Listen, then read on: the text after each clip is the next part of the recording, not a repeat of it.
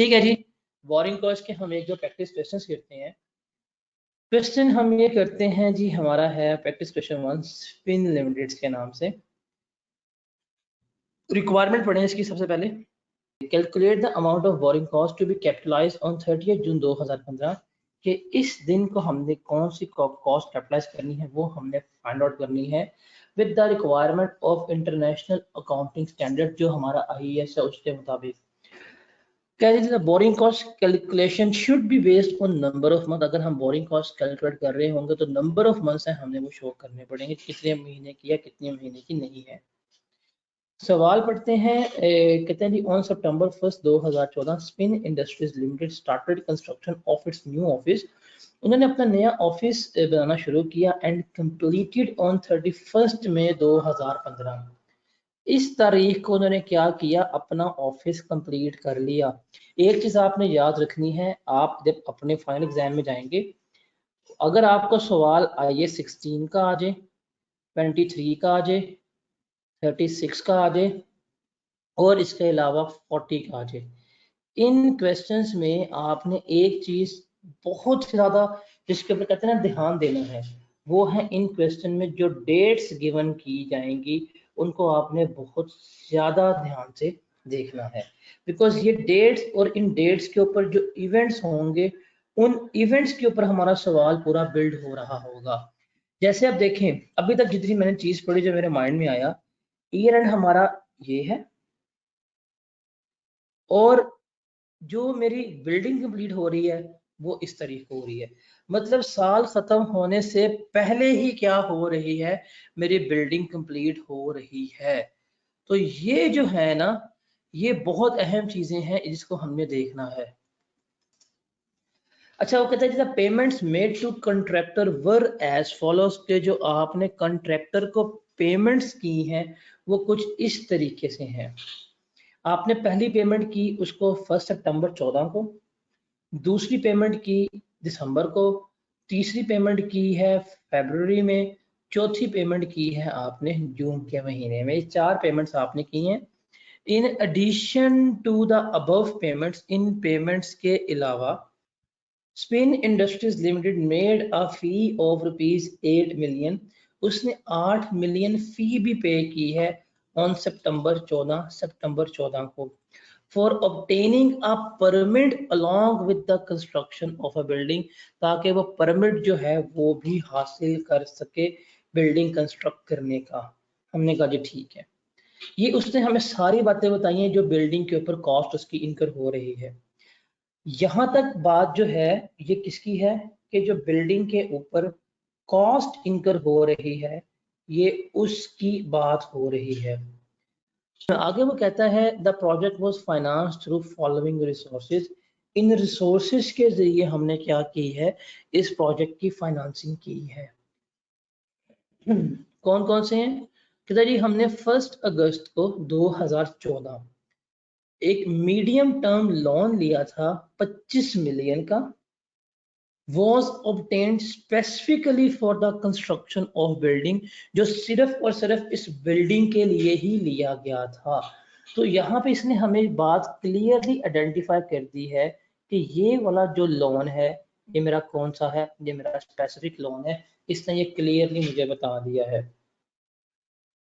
Further कहता है the loan carried markup of 12% per annum payable semi annually. ये मजे की है, वो वक्त याद करें जब आप छोटे बच्चे थे, नए नए सीए में आए थे, क्यूएम पढ़ते थे, तो वहां पे आप एक कंपाउंडिंग सीख के आए हुए थे जिसमें एनुअल और सेमी एनुअल और क्वार्टर पेमेंट होती थी। अब इस पे जो है, इस पे जो इंटरेस्ट की पेमेंट है वो सेमी एनुअली है। इसको हमने देखना कैसे ट्रीट करना कैसे ट्रीट नहीं करना। पॉइंट 1 था कि हमारा उसने, हाँ, जो लोन लिया है लोन के ऊपर जो रेट है 12% पर एनम पे कर रहा है और उसके साथ उसने कहा है कि जो कमिटमेंट फीस है वो 0.5% चार्ज की जाएगी जो लोन की अमाउंट है उसके ऊपर बाय बैंक। जो बैंक है वो इसके ऊपर कमिटमेंट फीस भी चार्ज करेगा। हमने कहा ठीक है जी। और ये कमिटमेंट फीस कैपिटलाइज होती है, मैंने आपको उस दिन बता दी थी। उसने कह रहे सरप्लस फंड्स जो हैं, जो ज्यादा फंड हैं, that were invested in saving account, वो जो सेविंग अकाउंट होगा उसमें इन्वेस्ट कर दिए जाएंगे और 8% पर एनम क्या होगी उसको इनकम मिलेगी। ऑन फरवरी फर्स्ट, पहली यकम फरवरी को 2015 SIL paid 6 monthly interest plus 5 million towards the principal.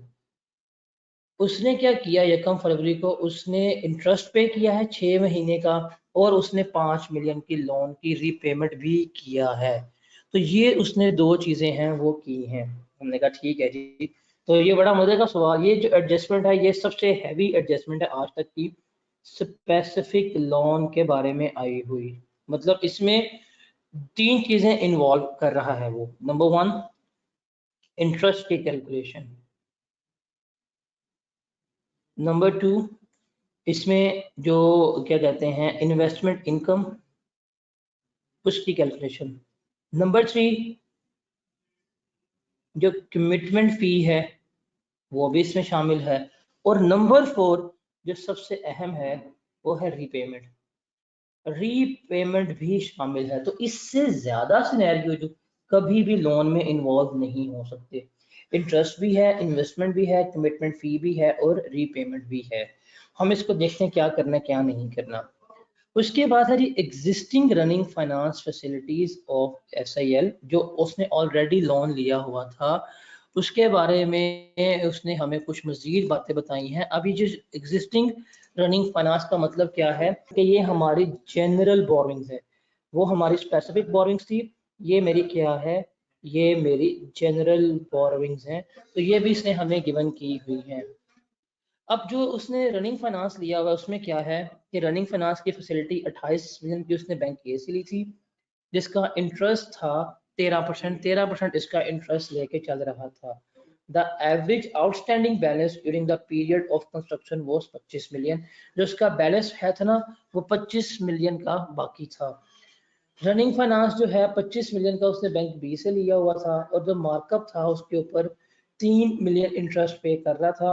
और एवरेज रनिंग फाइनेंस जो है था वो उसका 20 मिलियन रहा। मतलब 20 मिलियन का उसका लोन एंड पे बचा, इसका यहाँ 25 मिलियन का लोन बच रहा था ओपनिंग बैलेंस में से। अब इस पॉइंट में सबसे अहम पॉइंट है ना, देखें यहाँ पे हमें रेट गिवन है, यहाँ पे हमें रेट गिवन नहीं। यहाँ पे हमने रेट भी कैलकुलेट करना है। रेट कैलकुलेट करने के बाद जो होगा वो हमने उसको बताना है कि हमारा क्या है। तो ये बड़ा हैवी सवाल है जिसमें जो मैक्सिमम पॉसिबल चीजें हैं थी वो उसने हमें क्या दी हैं, गिवन कर दी हैं कि ये इसमें है और ये इसमें नहीं है। अब इसको थोड़ा सा मैं जूम आउट करता हूँ, एक बार इसको आप रीड करें, तसल्ली करें क्या आपको सवाल की समझ आ रही है। अकाउंटिंग के क्वेश्चंस में सिर्फ और सिर्फ आपने इसको रीड करना सीखना है। आपको चीजें रीड करके समझ आना शुरू हो जाए, आपका 80% क्वेश्चन सॉल्व हो चुका हुआ है। अब हमने देखना है borrowing cost to be capitalise, हमने उसको सीखना है कितनी बनती है और कितनी नहीं बनती। तो मेरा मेन मकसद आपको सवाल समझाना है। अकाउंटिंग के आप लोगों को सवाल समझ आना शुरू हो जाए, यकीन मानो जवाब निकालने में कोई इसमें मुश्किल नहीं है, सिर्फ और सिर्फ सवाल आने चाहिए। सवाल पढ़ना सीखते जाओगे, आप लोगों को जो उसके जवाब हैं वो भी क्या होंगे, मिलते जाएंगे। मसला ये है हम सवाल इतनी जल्दी पढ़ते हैं कि हमें सवाल की अंडरस्टैंडिंग डेवलप नहीं होती। हम वहां पे फंसे रहते हैं और वहां पे हम क्या हो जाते हैं, बाद में कहते हैं यार ये समझ नहीं आ रहा। पढ़ के हम सारा आए थे बट हमसे हुआ नहीं है, हम सवाल में फंसे रहते हैं और जो जवाब है फिर हम जवाब तलाश नहीं कर पाते। सवाल की अंडरस्टैंडिंग होनी चाहिए। अब सवाल की अंडरस्टैंडिंग है, मैं इसको सॉल्व करता हूँ कि इसमें क्या है और क्या नहीं है, देखते हैं। तो ये है स्पिन इंडस्ट्रीज लिमिटेड जी, ठीक है हम यहाँ सॉल्व करते हैं इसको। स्पिन इंडस्ट्रीज लिमिटेड, इसको हम सॉल्व करते हैं। और रिक्वायरमेंट क्या है, borrowing cost to be capitalize, हम लिख लेते हैं borrowing cost to be capitalize, ये हमने यह करनी है, फाइंड आउट करनी है। अब इसमें जनरल बोरिंग भी है, इसमें स्पेसिफिक बोरिंग भी है। एक इसमें चीज जो मुझे सबसे साफ नजर आ रही है वो कमिटमेंट फीस है। जो कमिटमेंट फीस होती हैं वो हमारी हमेशा कैपिटलाइज होती हैं, क्योंकि लोन की कमिटमेंट फीस है कि जब मैं लोन लूंगा तो ये मैं आपको फीस वगैरह पे करूंगा, तो इस लोन को ऑब्टेन करने पे जो मुझे फीस लग रही है वो मेरी कैपिटलाइज होनी ही होनी है। तो हम इसको कैपिटलाइज करते हैं। 0.5% है जो हमने लोन ऑब्टेन किया उसके ऊपर। हम यहाँ पर लिख लेते हैं जी कमिटमेंट फीस। कमिटमेंट फी कितनी है? 25 मिलियन। इसको हमने मल्टीप्लाई करना है 0.5% से। कितना इसका जवाब आता है? इसको हम करते हैं रुपीज इन थाउजेंड कर लेते हैं।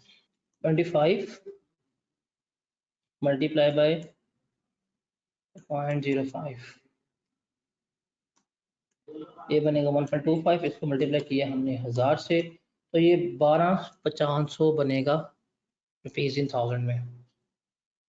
अब दूसरा रह गया हमारा इसमें दो चीजें, एक है इंटरेस्ट ऑन स्पेसिफिक बोरोइंग और दूसरा है इंटरेस्ट ऑन जनरल बोरोइंग। तो हम यहाँ पे कर लेते हैं इंटरेस्ट ऑन स्पेसिफिक बोरोइंग्स। इसकी हम वर्किंग बना लेंगे और दूसरा हमने कैलकुलेट करना है इंटरेस्ट ऑन जनरल बोरोइंग। ये हमने कैलकुलेट करना है। 125 है, ये हम दो वर्किंग बनाते हैं। पहले हम चलते हैं वर्किंग नंबर 1 के ऊपर, वो है इंटरेस्ट ऑन स्पेसिफिक बोरोइंग्स। इसको हमने इंटरेस्ट निकालना है। बड़ा आसान है। कितने का लोन लिया था? 25 मिलियन का। कब से लेके कब तक लोन रहा वो हमने देखना है। अब यहाँ पे ट्रिक है। लोन हमने लिया 1 अगस्त को। लोन की अमाउंट कितनी थी? 25 मिलियन। इंटरेस्ट रेट क्या है? 12%। ये हमने लोन ले लिया। बड़ा सिंपल था अगर लोन की रीपेमेंट ना होती। उसने 1 फरवरी को इंस्टॉलमेंट पे कर दी है 5 मिलियन की, मतलब 5 मिलियन का उसने लोन वापस कर दिया। तो अब देखिए मैंने अगस्त में लोन लिया, अगस्त से लेके फरवरी तक मेरे जनवरी के एंड तक मेरे पास है लोन की जो अमाउंट है वो 25 मिलियन मौजूद रही। तो कितने महीने बनते हैं? अगस्त में लिए ना, सितंबर, अक्टूबर, नवंबर, दिसंबर, जनवरी, 5 महीने मेरे पास जो आउटस्टैंडिंग बैलेंस था वो क्या था? 25 मिलियन था भाई। 5 महीने अगस्त में लोन लिया है, काउंट कर लो, सितंबर, अक्टूबर, नवंबर, दिसंबर, जनवरी। जनवरी 31 जनवरी को हमने खत्म हो गया हमारा महीना एंड फेब शुरू हो गया, फेब में लोन की रीपेमेंट हो गई है। तो इफेक्टिवली 5 महीने जो मेरा आउटस्टैंडिंग बैलेंस रहा है वो कितना था? 25 मिलियन था। हम बोल दे लेते हैं, बताएं कितना बनता है ये रुपीज इन थाउजेंड में? 25 million into 12% into 1.25 rupees in thousand में 12,500 ये आ गया। अब हमने 1 फरवरी को लोन की रीपेमेंट कर दी। लोन की रीपेमेंट हमने की है 5 मिलियन की। 5 मिलियन लोन रीपे करने के बाद मेरा बैलेंस कितना रह गया? 20 मिलियन रह गया। 12% उसके ऊपर रेट है। अब हमने इसको लगाना है।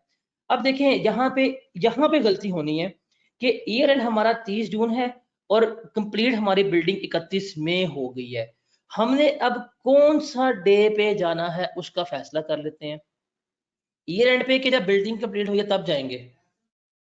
अब काउंट करो, देखो, अब खुद ही देखो, फरवरी का पूरा महीना इंटरेस्ट आएगा, मार्च का पूरा महीना इंटरेस्ट आएगा, अप्रैल का पूरा महीना इंटरेस्ट आएगा, सॉरी, और मई का महीना इंटरेस्ट आएगा। तो 4 महीने बनते हैं इफेक्टिवली इस अमाउंट के साथ, क्योंकि 31 मई को मेरी बिल्डिंग क्या हो गई है? कंप्लीट हो गई है। तो इसका ये बताओ कितना बनता है? 800। ठीक है जी, 800 हम इस पे ले लेंगे। तो इसका टोटल इंटरेस्ट कितना बनता है?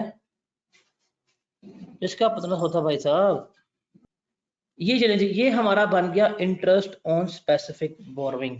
इसमें कोई मसला किसी को? टोटल इंटरेस्ट में, टोटल इंटरेस्ट सबको क्लियर है? अब हमने क्या निकालनी है इसमें से? इन्वेस्टमेंट इनकम निकालनी है, क्योंकि वो हमें लेस करनी पड़ेगी ना।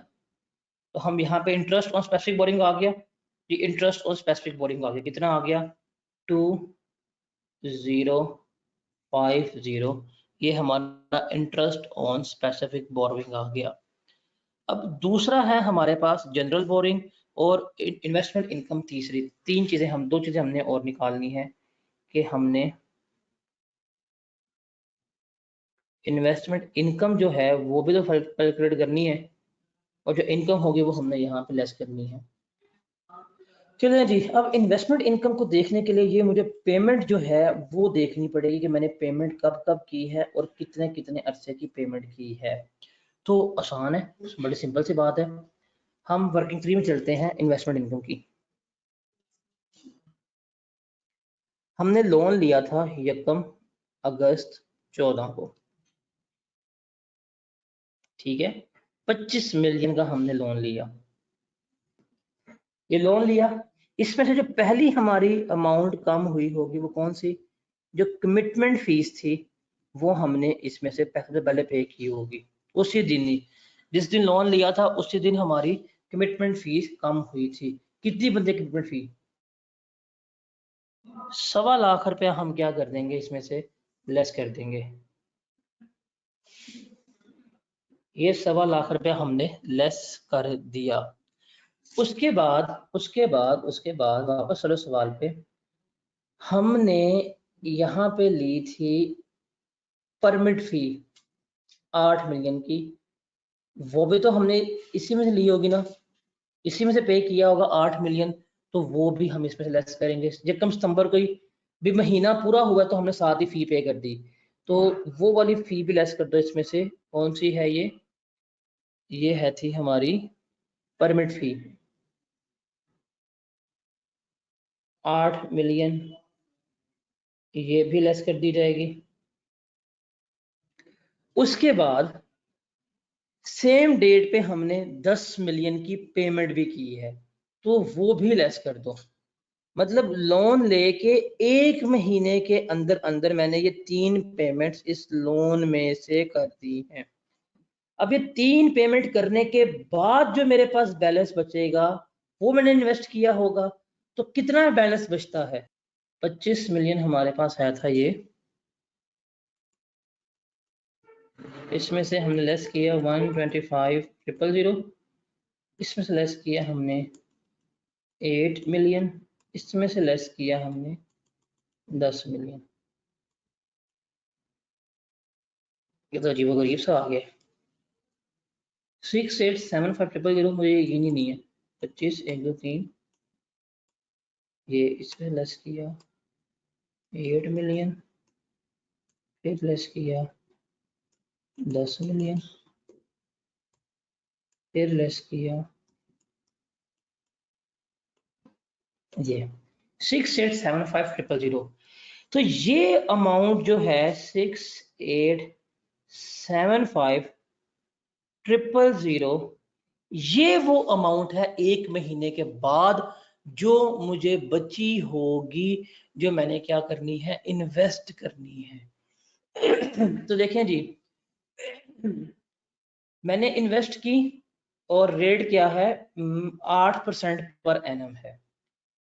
इसके ऊपर रेट लगा लेंगे हम 8% पर एनम। अगली पेमेंट हमने कितनी की है, अगली पेमेंट हमने की है 1 दिसंबर को 15 मिलियन की। इसका मतलब ये कितने महीने इन्वेस्ट हुई होगी,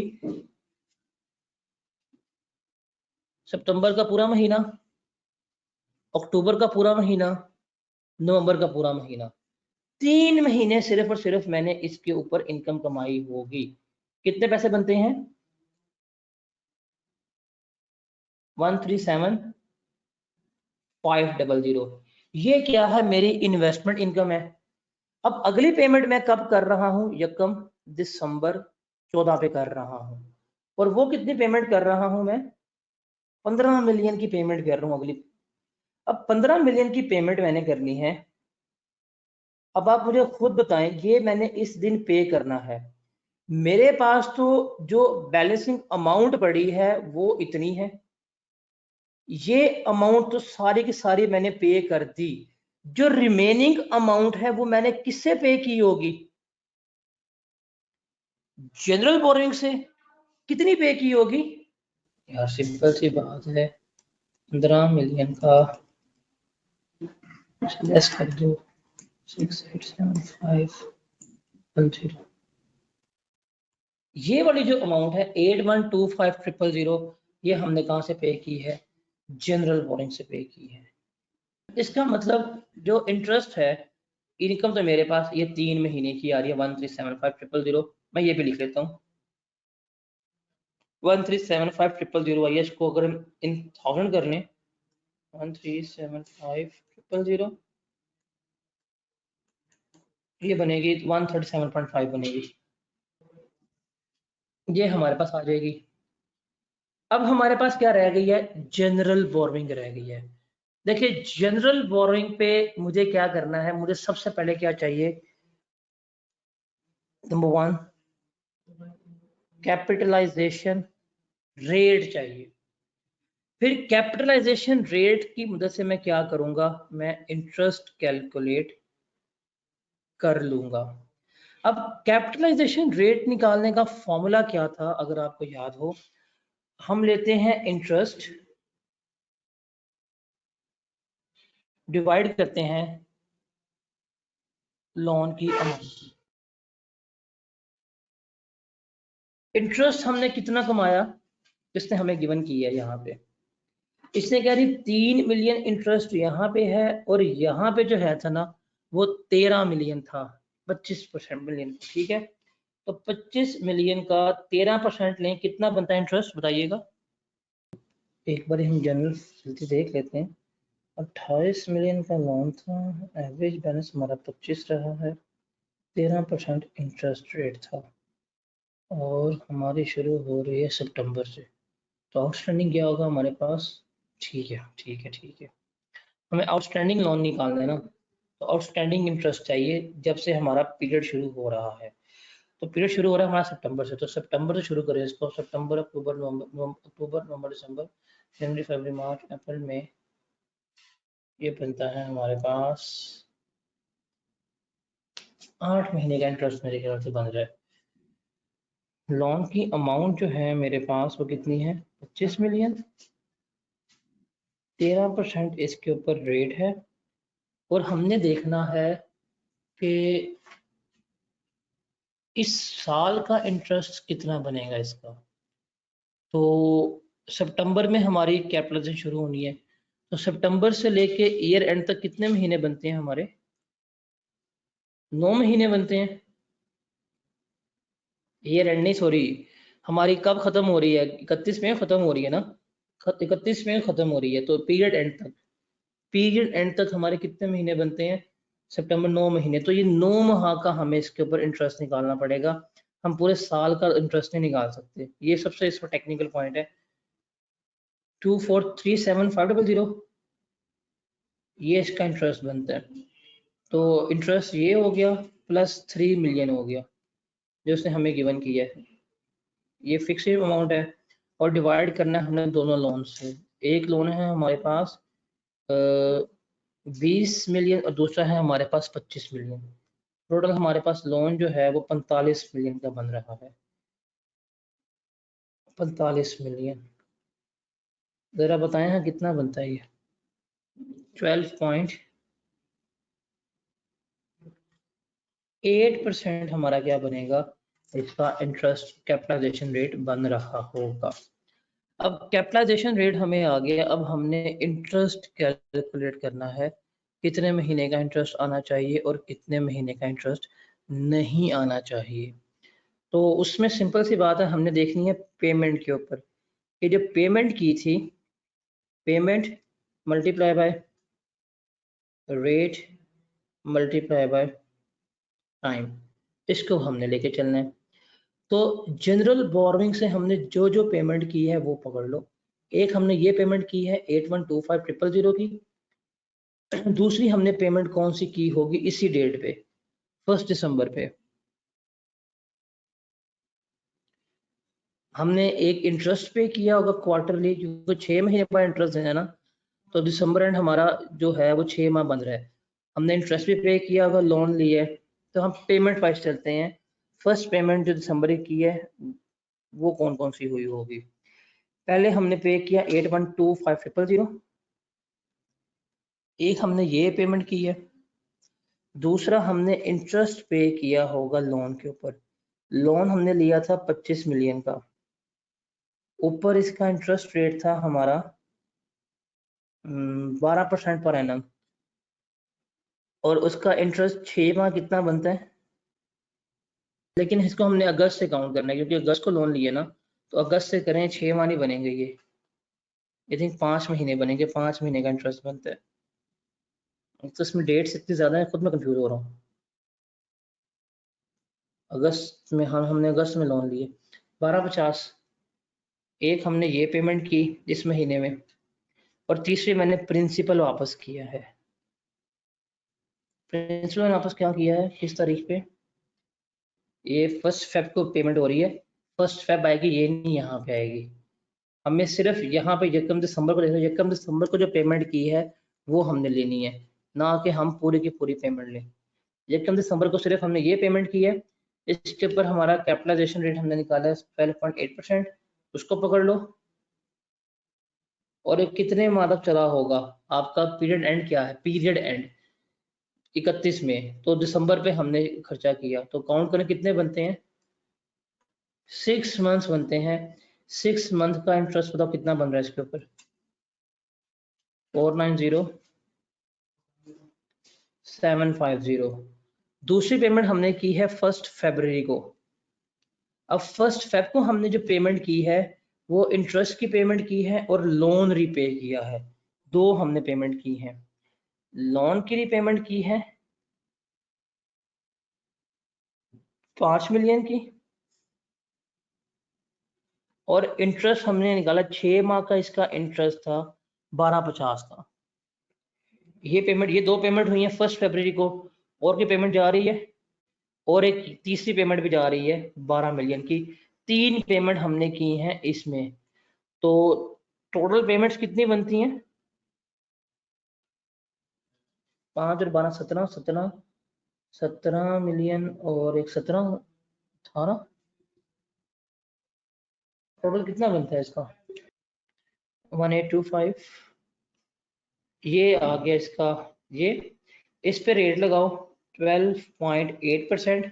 और देखिए हमने फेब में पेमेंट की है, तो फरवरी का पूरा महीना, मार्च का पूरा, अप्रैल का पूरा और मई का पूरा, 4 महीने इसका बनेगा आउटस्टैंडिंग इंटरेस्ट रेट। कितना बनता है इंटरेस्ट इसके ऊपर, 734867, 734867, इन दोनों को सम कर लो, प्लस 490750, ये बनेगा 1225617, 1225617, ये इंटरेस्ट आ गया जनरल बोरिंग पे। तो इसको हम यहाँ पर लिख देते हैं जी 1225617 क्या आया था 7, इसको डिवाइड करो 1000 से तो आ जाएगा 1225.7 कर लेते हैं, 1225। इसको इस तरह से हम कर सकते हैं, अगर 0.7 है तो इसको हम 0.7 भी लिख सकते हैं क्योंकि हम रुपीज इन थाउजेंड में करते हैं। अब इसको सम करो, बताओ जो कितना कैपिटलाइज हो रहा है, 31382। ये जो है ना 3138.2, ये है जी हमारी borrowing cost to be capitalize. इतनी अमाउंट की बोरिंग कॉस्ट है, वो हमने क्या करनी थी, वो हमने कैपिटलाइज करनी थी। तो ये एक हमारा बहुत ही हैवी किस्म का सवाल है, और ये हमारा सवाल नहीं है, ये FPR 2 की स्प्रिंग 15 के अटेम्प्ट का सवाल है, उस जमाने का सबसे मुश्किल सवाल, और आज तक का बोरिंग कॉस्ट का आया हुआ सबसे मुश्किल सवाल यही है। इससे इस लेवल का आपसे एग्जामिनर कभी भी नहीं पूछेगा। आपका जो टेस्टिंग लेवल है वो 8 नंबर है, इसका टेस्टिंग लेवल 15 मार्क्स का था, इसमें हर उसने वो चीज पूछी है जो बोरिंग कॉस्ट में हो सकती थी। कंसेप्टली वही है, लेकिन कैलकुलेशन इतनी बुरी थी इसमें कि बंदा फंसता है। जैसे मैं कभी खुद फंसा के सामने जनरल बोरिंग कैलकुलेट करता हुआ, तो ये सवाल है हमारा, एक बोरिंग कॉस्ट की पूरी मुकम्मल जो प्रैक्टिस है ना वो हमारी यहाँ पे कंप्लीट होती है। इससे मुश्किल सवाल आपके लेवल पे एक्सपेक्टेड ही नहीं है। हमारे सवाल में आएंगी एडजस्टमेंट छोटी छोटी 4 या 5 नंबर की, जैसे इसमें हमने ये लोन वगैरह की कॉस्ट निकालना, इतना बड़ा सवाल हमें एक्सपेक्टेड नहीं होगा।